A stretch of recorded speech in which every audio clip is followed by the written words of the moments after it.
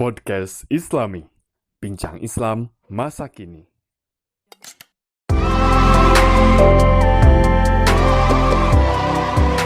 Bismillahirrahmanirrahim. Assalamualaikum warahmatullahi wabarakatuh. Halo semua, sehat?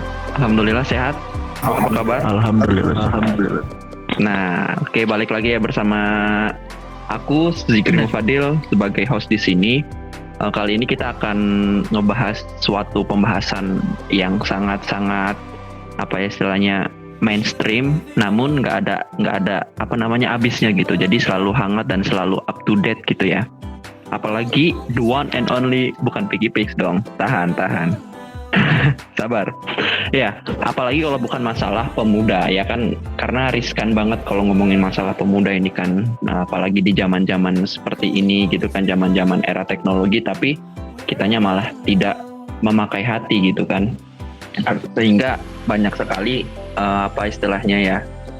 kesenjangan yang terjadi di usia-usia remaja gitu kan. Nah, khususnya dalam hal ini adalah tentang perkembangan Islam, tentang perkembangan penyebaran ajaran Islam, kemudian ada lagi dakwah-dakwah yang mungkin memungkinkan nggak sih kalau misalkan kita ikut terjun dalam menyadarkan gitu, dalam ikut andil serta untuk menyampaikan, menyebarkan gitu kan dakwah Islam gitu kan. Mungkin langsung aja ya kepada saudara siapa ini? Saudara Diki mungkin. Saudara Diki, saya ingin bertanya, bagaimana pandangan Anda mengenai tentang fenomena hal tersebut gitu? Artinya bagaimana dakwah yang efektif gitu di era sekarang ini gitu? Apakah melalui internet itu termasuk efektif atau tidak, atau bagaimana? Nah ya, kalau menurut aku sendiri sih, dakwah melalui internet atau media-media yang ada di internet itu efektif kalau kataku. Karena khususnya untuk pemuda-pemuda sekarang, kan kebanyakan pada pakai internet dengan dalam menjalankan segala sesuatunya, kegiatannya, mencari informasinya, mencari informasi pendidikannya juga, segala sesuatu dilakukan di internet lah. Iya. Jadi menurut aku efektif ya. Iya. Efektif banget gitu. Oke, terima kasih saudara Diki. Sekarang ke saudara Aji. Aji, kalau menurut ente seberapa efektifnya gitu jika dihitung dalam angka desimal ya, misalkan berapa persen dan ya berapa persen gitu, seberapa efektif gitu dakwah melalui media sosial bagi para remaja? Silakan Aji. Kalau menurut saya sih, kalau bicara efektif itu ada sisi positif dan negatif ya. Kalau bicara tentang persentase, mungkin positif ke 75%, 25% negatif. Soalnya pada era saat ini semua orang menggunakan media, menggunakan internet. Jadi daya tangkap pendengar itu banyak, tapi beda tuh rasa emosionalnya jika datang ke kajian langsung seperti itu. Jadi gimana? Jadi kalau dari sisi penyebaran. Halo Aji, suaranya putus-putus, coba diulang dong Ji. Kayak kurang jelas gitu suaranya Ji. Jangan batuk Ji, takut ketularan corona. Iya. Santuy. Dari ulang nih. Silakan. Putus gimana dah? Silakan. Gimana menurut pandangan Aji? Bicara efektif itu pasti ada sisi positif dan negatifnya. Kalau bicara dari hasil positif itu bisa dibilang 75%, menurut saya 75%. Sisi negatifnya itu 25%. Karena apa? Karena untuk bicara era zaman sekarang itu semuanya serba internet gitu, serba online. Dari sisi penyiaran juga lebih efektif gitu, tapi lebih kalau lebih mengena mungkin media kurang secara emosional kurang. Menurut saya sih. Jadi 75%. efektif dan sisanya tidak efektif ya. Iya. Kalau aku mau tanya nih, kalau 75% itu dilihat dari apa ya Ji ya? Dari sisi apanya gitu? Dari sisi penyebaran sih, karena jadi aksesnya gitu ya, mudah aksesnya itu diakses gitu mudah. salah satunya ya. Ya, kita mencari materi ini ada di internet, ada di Instagram.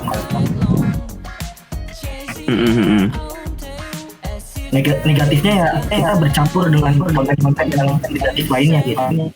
Nggak Oh semuanya. iya, benar-benar.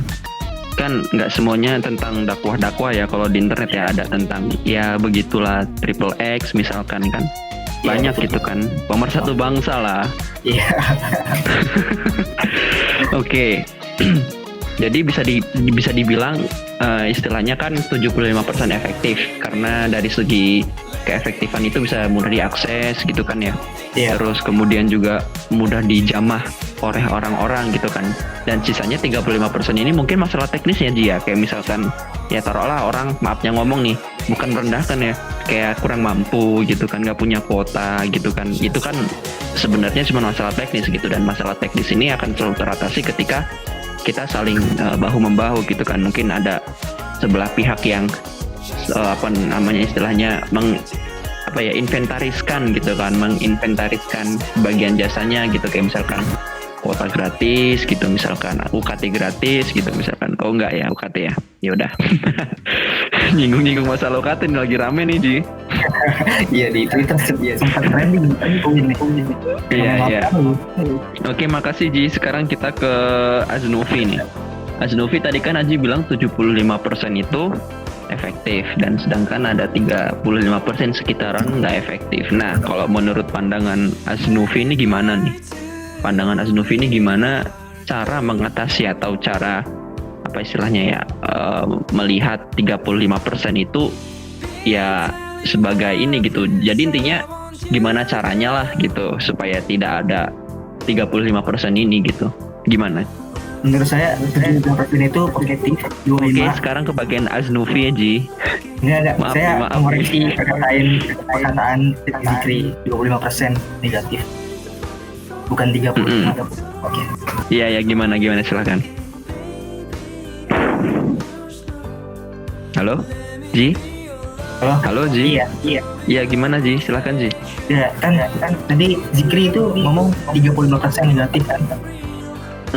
Gimana tuh? Sementara saya ngomong itu 25% yang 25%. Halo Ji. ya. Iya, jadi 25% nih ya. Ya. Ya, 25%. Ya. Jadi 25% negatif nih. Jadi gimana nih menurut Aznovi untuk mengatasi 25% yang negatif itu gitu, untuk mengatasi solusinya gitu, kira-kira bagaimana gitu menurut pandangan Andi? Halo Aznovi? Ada Aznovi nggak? Aznovi? Oh, kayaknya nggak ada. Oke, kita ke saudara Gilman. Gilman, mana Gilman? Hadir. Gilman. Nah, Hadir. Ya, jadi kan tadi menurut Aji 75% itu efektif, 25% nggak efektif. Nah, cara menurut pandangan Gilman bagaimana tuh solusinya untuk mengatasi 25% yang tidak efektif tersebut? Silakan Gilman.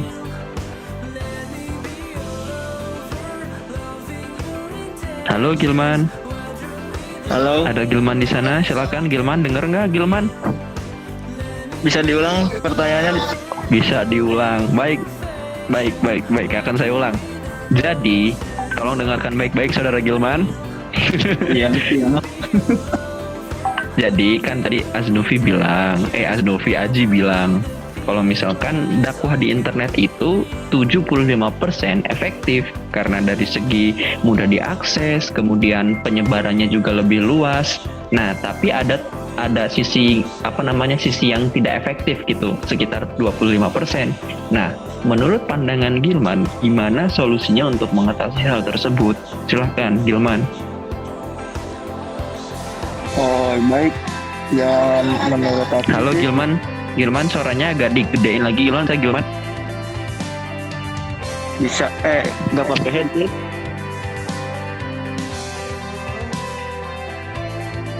Halo. Halo Gilman. Ya baik, jadi solusinya untuk 25% ya mungkin meneruskan 70 sangat efektif ya dakwah. Halo Gilman. Gilman, halo. Suaranya Halo. kok agak putus-putus ini Gilman.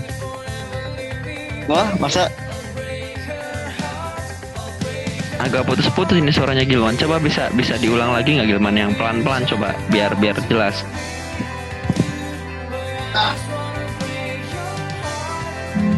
baik? Menurut saya, ada nggak? Kurang jelas Gilman, masih kurang jelas. Silakan lanjutin. Bisa udah jelas tuh. Jelas. Sekarang jelas.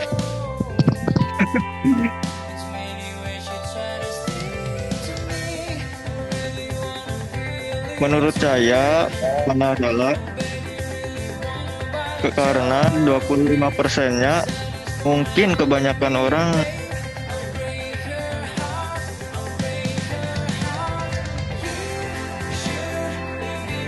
Halo?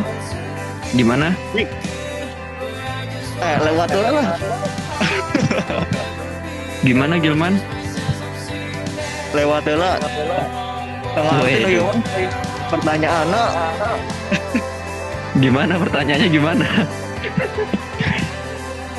orang klip kengadenge ikut mimitin Oke, karena Gilman skip. Asnufi gimana saudara Asnufi? Masih susah sinyal? Oke, udah ini ya, udah bagus sinyalnya ya. Gimana tuh Asnufi? Menurut pandangan Andi mengenai 25% ini yang kurang efektif dalam berdakwah melalui internet gitu bagi para remaja. Solusinya bagaimana ya menurut Anda, Andi? Kalau balik ke solusinya sih pasti banyak cara ya, banyak pembahasan dan lain-lainnya. Kayak yang udah bilang juga kalau dakwah tuh emang sebenarnya lewat internet itu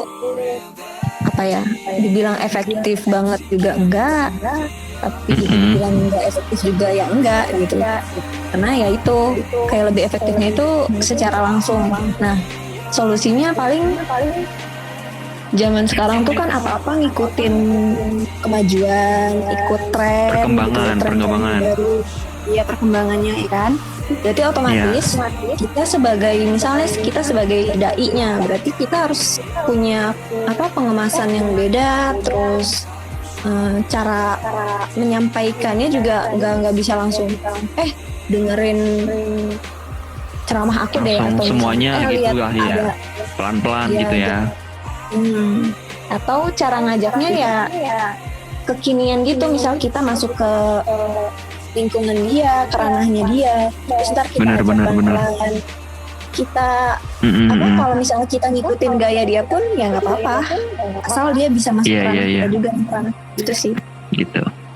Jadi peran seorang dai di sini juga sangat membantu ya, dari bagaimana cara treatment dia, meng-hire para istilahnya audiensnya gitu kan, untuk bagaimana sih mengenalkan Islam dengan sisi yang kita banget gitu kan. Jadi nggak ada pandangan ini tuh gini, ini tuh gitu. Iya, kayak gitulah kurang lebih. Jadi meskipun kita naik gunung, kita juga tetap Islam gitu. Kita skateboard juga kita tetap Islam gitulah ya. Nah, iya kayak gitu. Siap. Oke, agaknya kita udah membahas secara umum ya, secara general gimana menurut pandangan kalian dakwah melalui internet gitu kan. Ini secara umum. Kemudian kita pengen secara khusus ya, aku pengen secara khusus bagaimana sih tanggapan kalian gitu berdakwah melalui seperti halnya YouTube, kemudian Facebook, Instagram gitu dan lain sebagainya gitu. Gimana menurut saudara Diki nih, saudara Aji dulu. Saudara Aji, menurut Anda bagaimana? Boleh nggak tuh dakwah di YouTube dan segala macamnya? Kalau Jikri nanya boleh, ya pasti boleh gitu. Jadi gini, kalau misalnya kita mau eksis gitu, kalau mau eksis itu pastinya secara langsung dulu, nggak langsung ke media dong, nggak langsung ke YouTube, nggak langsung ke IG. Pasti hiburannya dikit. Misalnya UAS deh, UAS itu terkenal karena dia berdakwah secara langsung sebelumnya. Iya.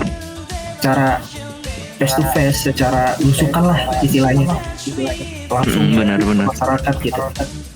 Terus karena tren media semakin canggih, jadi dimasukkanlah ke media seperti jadi gitulah, jadi mudah gimana tuh dapat materinya. Jadi yang nggak datang di situ jadi tahu apa sih yang Ustaz UAS katakan.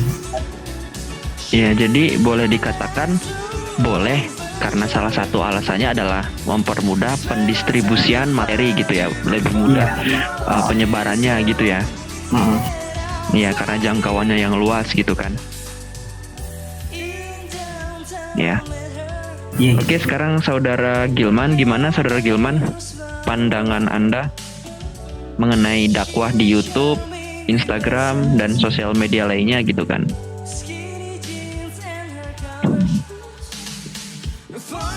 Halo Saudara Gilman, ada nggak Saudara Gilman? Halo. Oke, Saudara Gilman, tolong Saudara Gilman tong bari main gamenya. Enggak. Kebiasaan. Pungkul mah baik, Wios dah.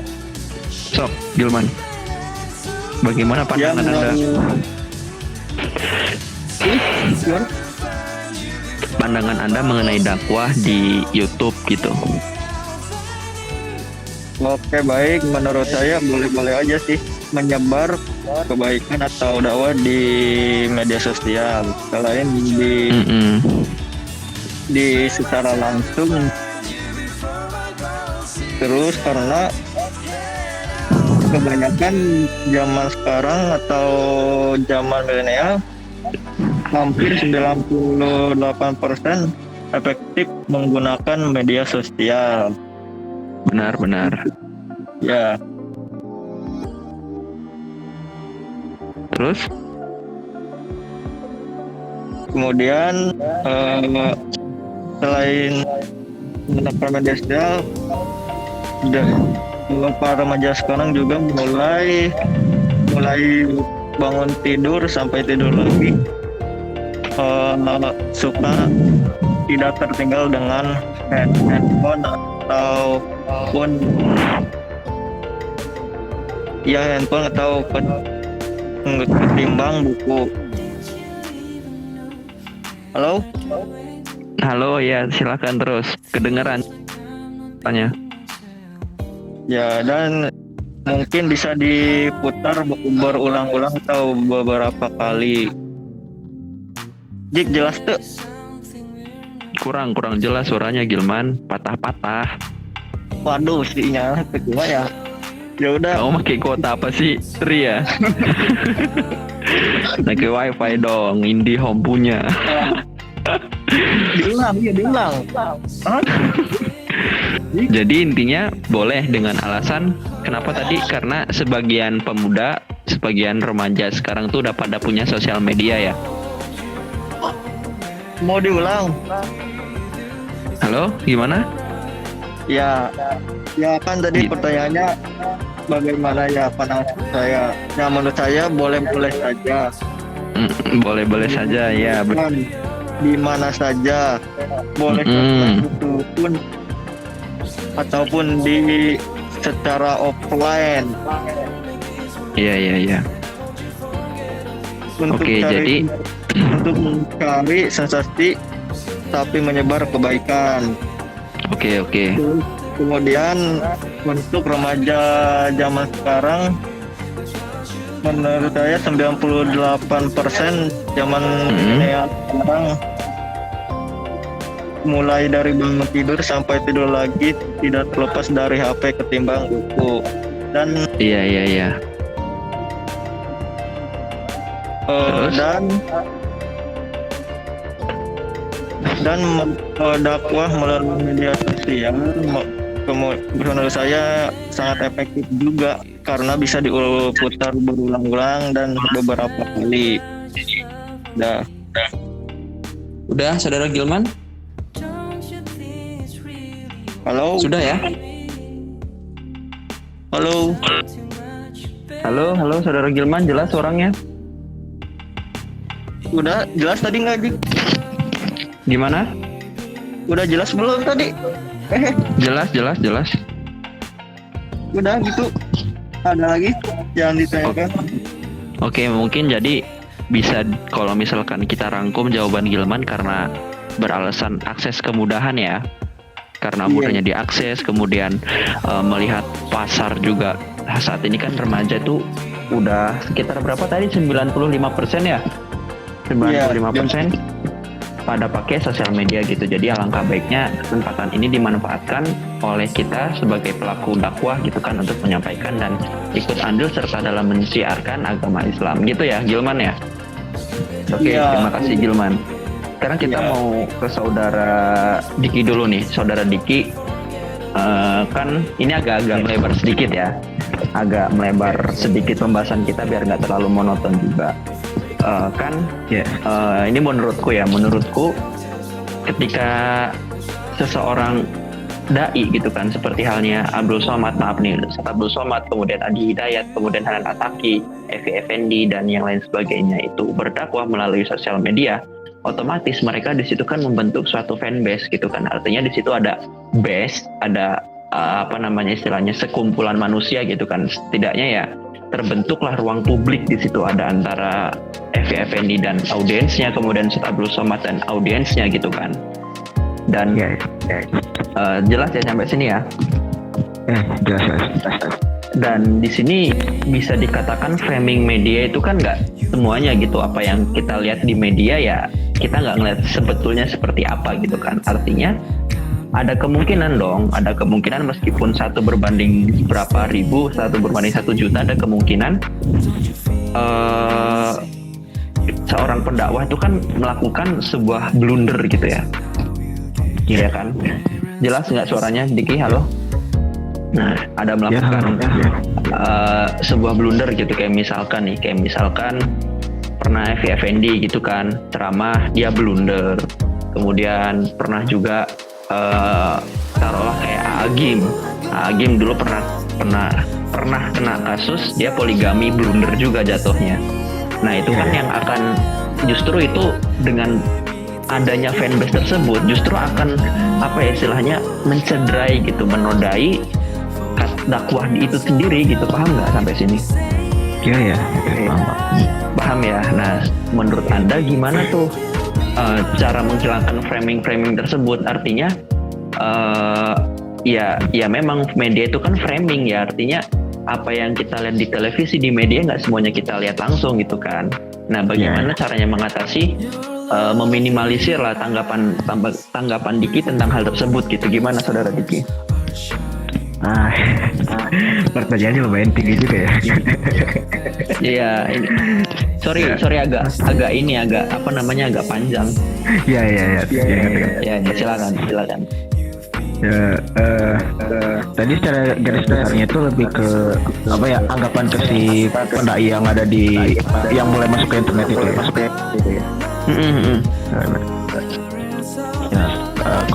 Kalau kata aku sih buat memperbaiki citra dari si dai itu yang masuk ke internet, yang udah mungkin dipandang buruk karena kesalahannya di beberapa kejadian yang telah lampau gitu ya. Iya. Ya mungkin lebih ke kalau aku sih nilainya itu lebih ke mengambil nilai-nilai dakwah yang dia sampaikan aja. Iya. Kalau aku sih gimana? Kalau aku sih sebenarnya gini, kalau aku tuh tipe orang yang nggak terlalu ngelihat si orang itu kayak gimana. Yang penting pesannya itu benar. Kalau pesannya itu benar ya dengar. Kalau aku tipenya sih. Jadi nggak mandang buruk-buruknya gitulah ya. Ya kalau aku sih tipenya gitu. Jadi kalau dikasih pertanyaan yang kayak gini ya aku susah juga. Karena ya aku tipe orangnya gitu sih nilainya. Ya gitu. Halo Diki, suaranya agak nggak jelas nih. Udah tadi sampai situ. Halo Dik. Halo. Ya, halo. Udah. Ya, suaranya agak nggak jelas nih. Coba bisa diurutin lagi tadi. Gimana maksudnya? Mungkin lebihnya gini, karena pertanyaannya tadi lebih ke arah cara pandangan ke si pendai yang masuk internet yang udah pernah ada masalah sebelumnya. Mungkin aku nggak bisa terlalu berkomentar banyak ya, karena aku itu tipe orang itu lebih menilai seseorang itu bukan menilai seseorang ya, lebih mengambil apa yang dikatakan oleh orang itu dibandingkan dari sifatnya sama apa yang dia sampaikan itu benar dan bisa diterima buat aku ya kenapa enggak kalau kata aku sih. Aku lebihnya gitu, nggak menang orang lah aku. Oke gitu. Gimana udah? Udah gitu. Gue sepanjang sih. Ya nggak apa-apa. Ya sebenarnya nggak jelas suaranya sih dari tadi, cuman ya udahlah kita skip aja pertanyaan lain ya. Gimana saudara Snoopy? Oke, terima kasih Diki. Sekarang kita ke saudara Snoopy. Snoopy gimana Snoopy? Halo? Mungkin sinyalnya hilang ya? Ya udah, kita skip lagi. Sinyalnya hilang. Ini maaf nih, dimaafkan kepada para pemirsa pendengar dimanapun Anda berada kalau misalkan ini agak ngancong ya, karena yang pertama sinyalnya kita itu jelek, yang kedua pembahasan juga agak rancu karena emang tidak disediakan skrip gitu, artinya kita tidak men-skrip dulu gitu, dan ini pure dari opini kita masing-masing gitu. Jadi maafkan jika ada kekeliruan. Dan yang kedua kita lanjut. Oke. Nah kan tadi udah nih bahas masalah YouTube nih. Kalau misalkan kita merambah dunia TikTok, nggak usah lah TikTok lah, terlalu mainstream ya. Kita langsung aja yang agak enteng-enteng aja. Kita merambah ke dunia Twitter dan Instagram nih. Gimana menurut kalian kalau misalkan dakwah di Twitter dan di Instagram nih? Silakan, siapa yang mau jawab duluan? Yang mau jawab duluan dapat nilai 100, langsung lulus mata kuliah media tablik. Oke, Gilman, silakan Gilman.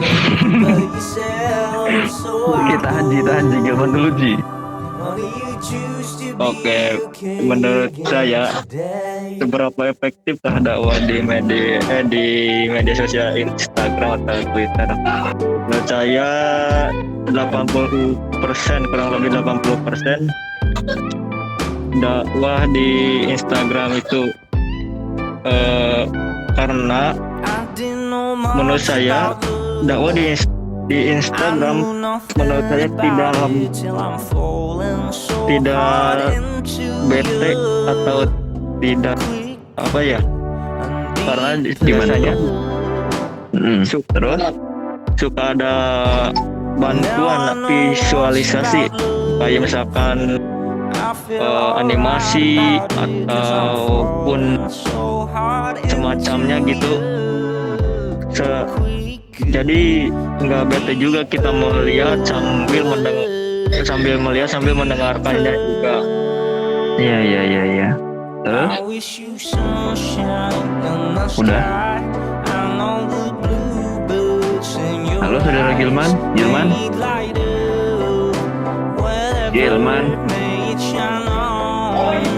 main you. Gilman gimana? Halo, suaranya kok hilang ya? Halo. Biasa ngilang dikit. Oh nggak hilang, emang diem ya? Iya. Emang diem nyari jawaban ya? Anda. Oke, gitu aja ya mungkin Gilman ya. Iya. Oke, segitu aja. Gimana kalau sekarang menurut saudara Aji nih? Kayaknya nggak betah banget Aji nih, pengen selalu bersuara dari tadi. Halo Aji? Aji? Oh, Aji juga nggak nyambung ini, jangan-jangan. Halo? Udah, Masuk nggak? Suaranya jelas nggak Aji? jelas. Oke, silakan Aji. Gimana saudara Aji? Ya sebelumnya saya menjawab pertanyaan yang fanbase ya. Fanbase itu kan sebenarnya kan muncul karena kenyamanan kita terhadap penceramah itu. Ya kan? Ini yang mana nih? Pertanyaan yang mana ini? Fanbase yang tadi, fanbase-nya Oh, yang fanbase tadi itu. wah. Karena kita kan fanbase ini kan muncul karena kenyamanan penceramah yang kita dengar. Halo. Jika yang kita hidupkan terus tergelincir gitu, Iya. harusnya kita melihat pesannya, bukan orangnya. Yang saya tangkap dari opini dari Diki itu kita melihat penceramah bukan dari orangnya tetapi dari pesannya. Nanti ke media seperti Instagram, Twitter menjadi media dakwah. Sebenarnya semuanya mempunyai presentasi yang sama.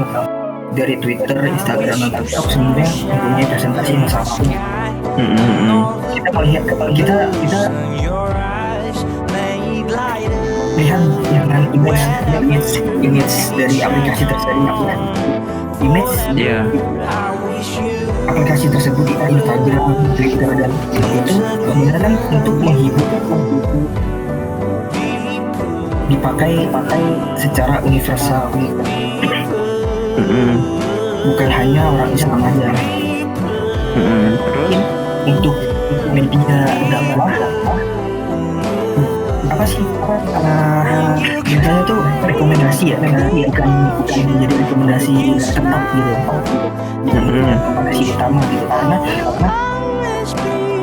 di aplikasi tersebut bercampur dengan konten tergantung orangnya sama orang siapa. Kita memperhatikan konten, tapi kan kita nggak bisa menghindari dari konten tersebut gitu. Jadi kalau misalkan kita ambil garis tengahnya gitu, benang merahnya gitu apa nih dari jawaban Aji kira-kira? Jadi ya menurut saya ya yang mempunyai kemauan untuk berdakwah di media itu boleh-boleh saja, tetapi untuk merubah image tersebut butuh usaha ekstra. Oke, terima kasih Aji. Sekarang kita ke Aznufi. Silakan Aznufi dijawab pertanyaannya. Halo Aznufi. Bisa diulang nggak pertanyaannya? Oh ya, oke. Kan tadi udah kita ngebahas masalah di YouTube. Nah, kalau sekarang kita tarik masalahnya lebih intens lagi ke Instagram, gimana tuh kira-kira? Bisa nggak, seberapa berpotensi kah Instagram ini dijadikan media dakwah gitu? Silakan. Ya kalau menurut aku sendiri sih, ya media itu kan berarti lagi ke pribadi kita. Maksudnya inisiatif kita gitu loh buat menyebar kebaikan gitu kan. Nah, aku juga setuju kayak yang udah teman-teman bilang kalau dakwah itu lebih enak langsung. Nah, jadi media sosial itu kayak sekedar buat penunjang biar si dakwah ini tuh atau si dai ini tuh bisa tetap eksis, bisa Iya, benar-benar dikenal gitu, bisa tetap ya ceramahnya tuh masuk lah buat ke semua kalangan, dari yang remaja, yang eksistensi diri lah ya. Terus keefektifan di Instagram, ya namanya media sosial pasti ada plus minusnya ya kan, ada negatif, ada positifnya. Nah, mungkin kalau buat Instagram sendiri karena banyak keterbatasan, kayak misalnya kalau di posting di feeds kan jadi pendek. Terus kalau misalnya di IGTV panjang, nah tapi kadang di IGTV pun kalau kesendat sama koneksi pasti lama kan. Kadang orang juga malah jadi males nih, koneksinya jelek gitu. baper. Ya paling kalau buat di IG sendiri paling apa ya, dibuat se sesederhana mungkin, misalnya kayak kita ngebuat kayak dalam pelo, ngerti gitu kan, misal dia cuman berapa menit durasinya, cuman kita selipin situ apa pesan dakwahnya, mungkin gitu kali kalau dari aku sendiri ya. Gitu ya. Oke, terima kasih. Masih di saudara Aznupi nih, peran influencer muda yang punya banyak followers gitu, dan dia otomatis kan kalau punya followers dia juga punya masa yang banyak gitu, itu seberapa pentingkah gitu dalam pergerakan gitu, dalam pergerakan dakwah Islam gitu. Silahkan Aznufi.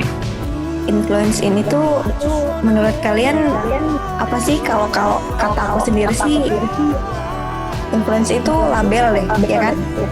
Jadi label dari orang-orang yang dikasih ke salah satu orang gitu, yang dianggap mereka itu kayak bisa ngasih dampak besar gitu. Iya.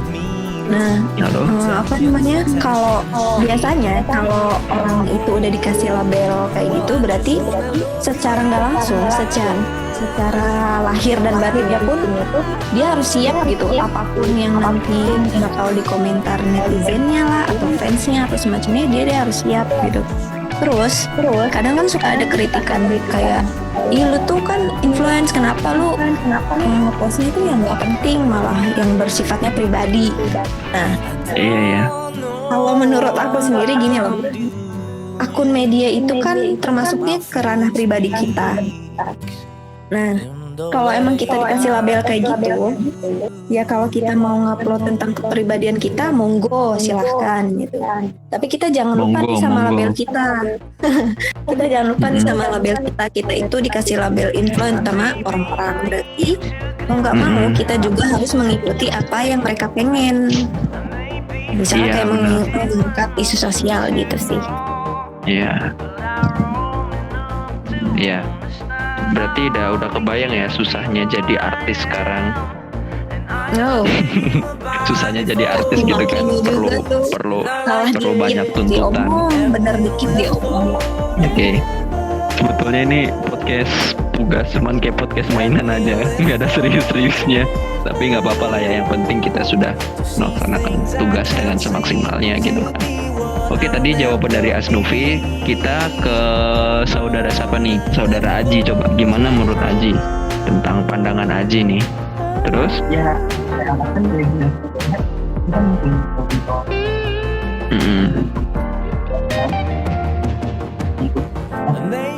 yang saya harus itu paling pembuatan sama tadi Iya.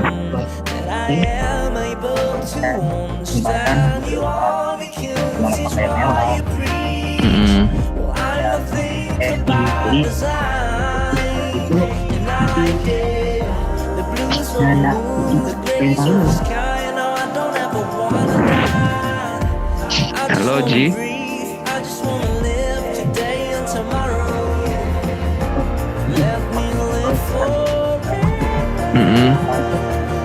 membantu hal-hal yang Iya. kita harus kita apa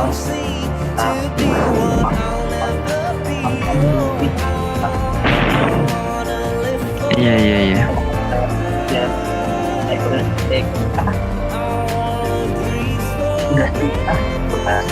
Oh, edukasi. Iya, memberikan edukasi yang baik gitu kan. Karena mereka juga cara kan punya masa yang banyak gitu, punya pengaruh yang besar gitu kan. ya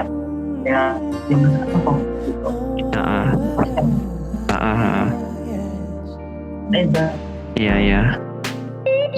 mau manfaatnya Oke. jadi kita Iya. Oke, terima kasih saudara Aji. Coba kita ke saudara Gilman dulu. Saudara Gilman, gimana pandangan Anda tentang influencer? Saudara Gilman? Halo, hadir. Ya. Silakan saudara Gilman, bagaimana pandangan Anda? Berikan sedikit pandangan Anda tentang tadi itu peranan influencer yang punya banyak followers gitu dalam pergerakan dakwah Islam untuk remaja milenial. Silakan Gilman. Ya, menurut saya influencer itu sebagai bisnis menurut pandangan aku di zaman sekarang itu. Karena kalau sudah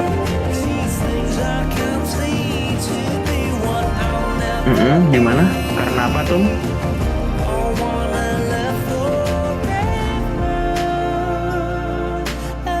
Halo?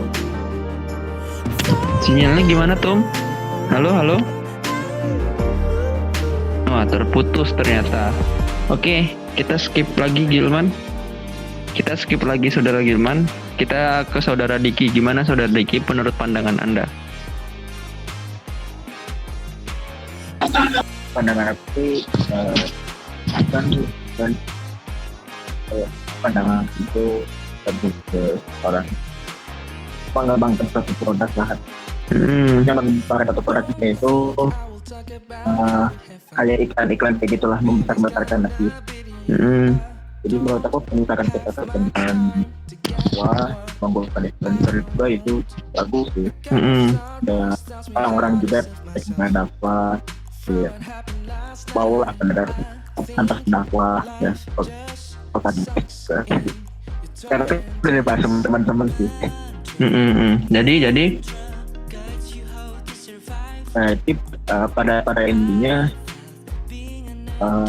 influencer ini ya sangat berpengaruh juga buat dakwah. Itu pendapat gua. Oke, jadi kalau kita tarik benang merahnya apa nih kira-kira? Bisa gimana kita ngomongnya, Saudara Diki? Pertanyaannya itu influencer ini seberapa berpengaruhnya dalam dakwah?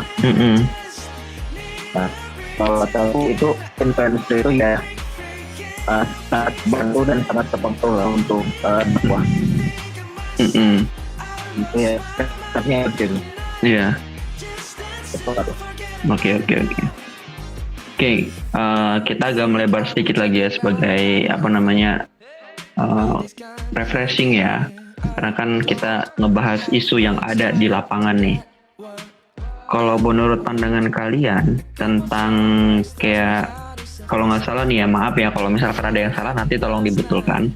Kayak masalah Anya waktu itu, Anya Geraldine yang pernah sempat viral beberapa waktu lalu di Twitter ya, gara-gara dia posting screenshotan fotonya Zain Malik gitu kalau nggak salah. Nah dia di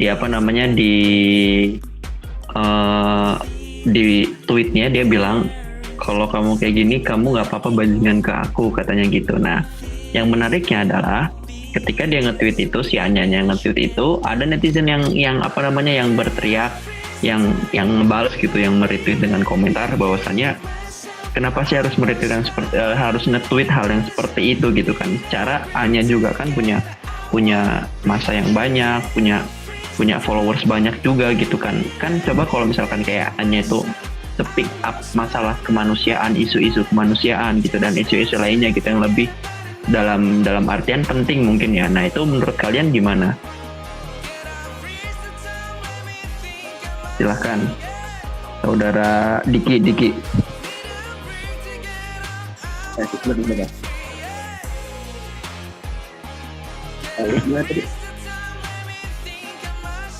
Ya jadi kayak masalah Anya waktu itu ada nih salah satu yang viral juga yang sempat hangat juga gitu kan. Anya Geraldine waktu itu ngeposting foto screenshotan Zain Malik.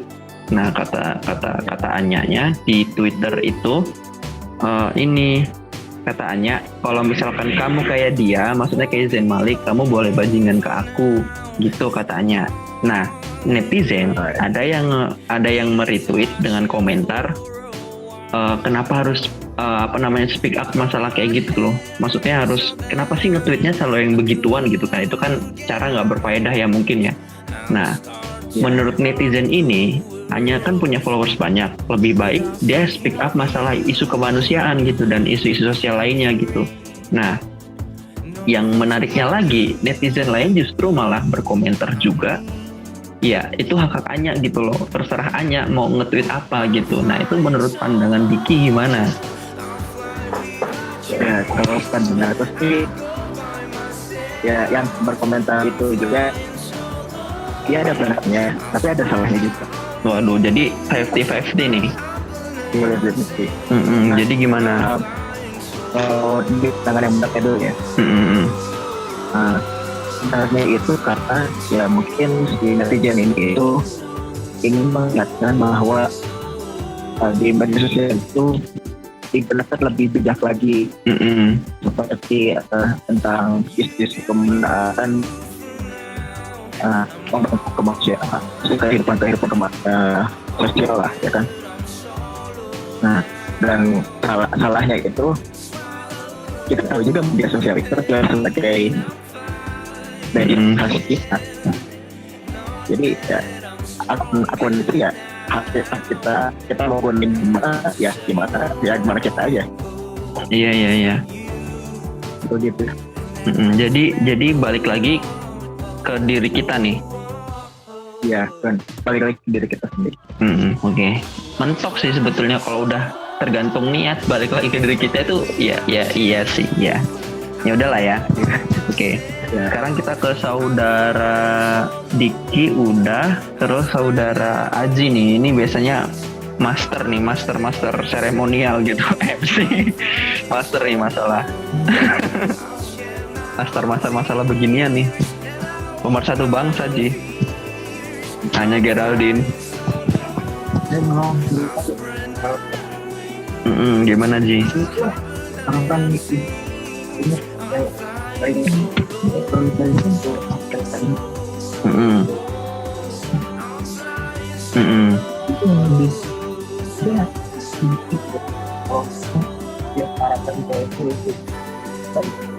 Iya jadi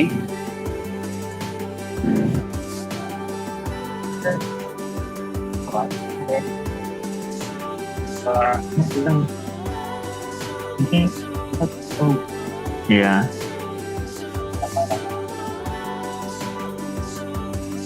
Terus? Ya, kayaknya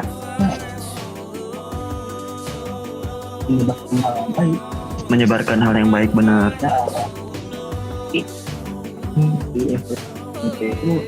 itu kan juga marketing. Iya. Terus sekarang ya harus karena waktu itu sukses.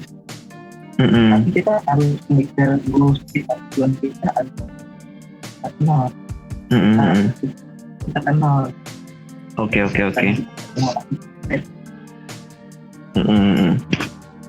Jadi gitu ya Ji ya. Jadi Halo Ji. kan ya wajib ini kan gitu. Kita harus kenal. Jadi saya sih terus kita ngurus tujuan kita langsung. Iya. Ini Iya. Oke, jadi gitu. Oke, terima kasih jawaban cukup panjang dari Aji. Meskipun lagi-lagi audionya kurang baik, insya Allah saya bisa menangkap lah. Ya, oke. Ini mau intens nih, kayaknya lebih intens lagi ya. Bisa nggak nih kira-kira nih ya? Kalau lupa belum ditanya nih Asdupi sama Gilman, gimana menurut Asdupi? Menurut Gilman dulu pandangan kalian. Halo Gilman.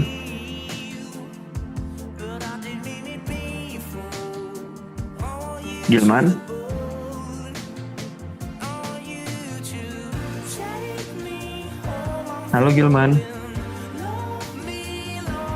Halo. Nah, ya gimana Gilman?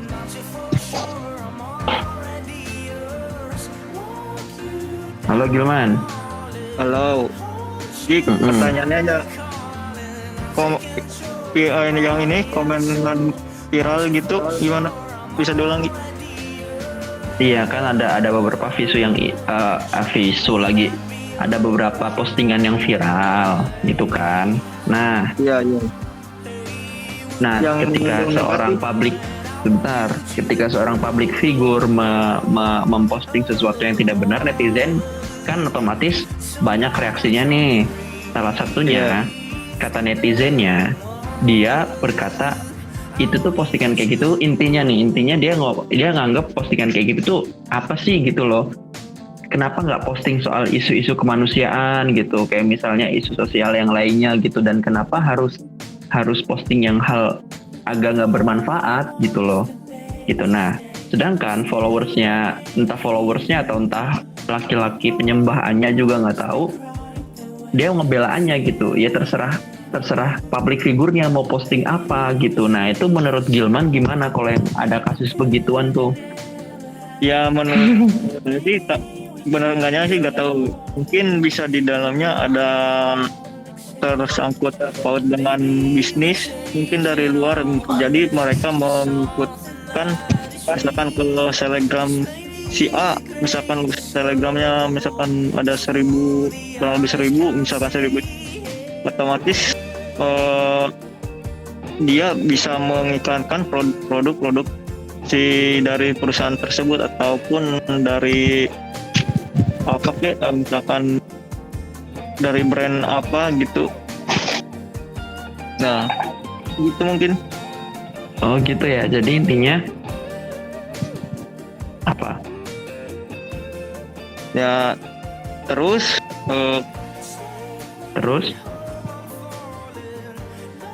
galak Izin Terus? menanggapi dong. terus belok. Gimana nih saudara Snoopy? Iya, izin Saudari. menanggapi ya. Tuh, Boleh. kayak yang tadi aku bilang sebelumnya, kalau media sosial itu masuknya kan ke ranah pribadi kita, hak pribadi kita. Ya. Nah, mungkin kayak si public figure ini terlalu sering kayak ngunggah status atau postingan yang sifatnya itu pribadi, padahal dia itu kan udah punya label tersendiri gitu, dia itu public figure. Iya. Otomatis dia itu harus bisa ngajak banyak orang tuh ke hal yang lebih baik kan. Terus yang sifatnya itu bukan pribadi dia lagi, dia itu harus kayak ngebagi sesuatu yang bersifatnya umum juga, bukan cuman buat diri dia doang gitu. Misal kayak bisnis kan keuntungannya buat diri sendiri gitu, bukan buat orang lain. Ya kecuali dia emang sering ngebuat konten yang sekiranya emang ngebagi-bagi gitu kan. Sebenarnya ya jadi kayak masuknya tuh ke kesadaran buat amalan sendiri gitu sih. Ya gimana dianya. baik kepada seluruh pemuda baik di Indonesia seluruh dunia, gunakanlah media sosial sebaik mungkin, jangan jangan menyerah dan putus asa untuk menyebar kebaikan atau menyebarkan syiar Islam.